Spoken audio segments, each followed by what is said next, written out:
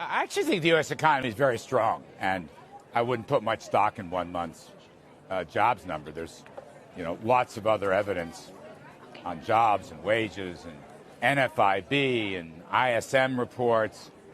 We had a big JOLTS report.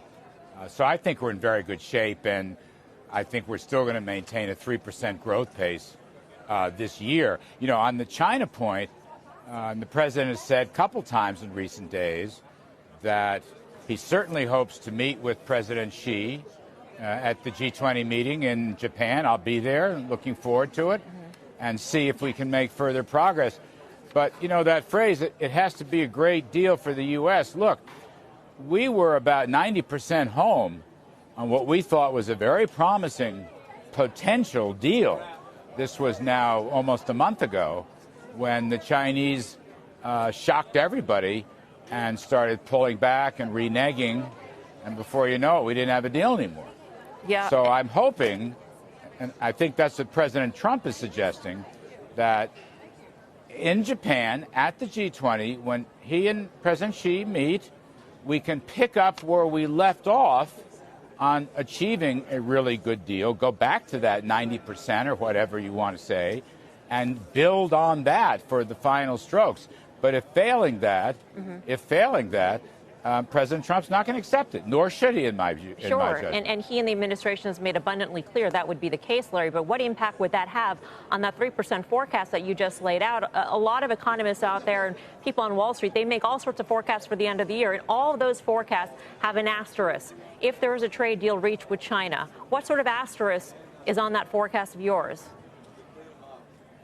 Well, look, I don't want to speculate what's going to happen between now and the end of the year. But you're making a prediction of 3% growth for the end of the year. Right. And I'm just going to use that or keep that as our baseline. That 3% number is not, by the by, contingent on a China deal that might not be satisfactory for American economic interests. I mean, anything that works got to be good for our farmers and ranchers and blue-collar workers and so forth.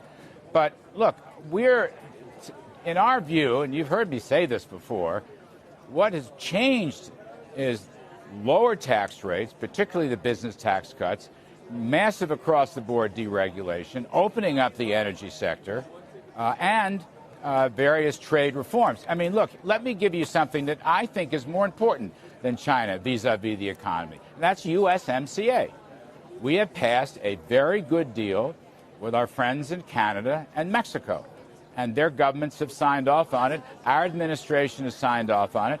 We are hoping that the Congress will sign off on it. Now, the estimates on that could be as much as 0.5% of additional real GDP per year, okay? And on top of that, the possibility of 180,000 additional jobs per year. Mexico is, Canada and Mexico are gigantic trading partners, and I think in economic terms, that's probably more important than the China story, however that China story is going to turn out.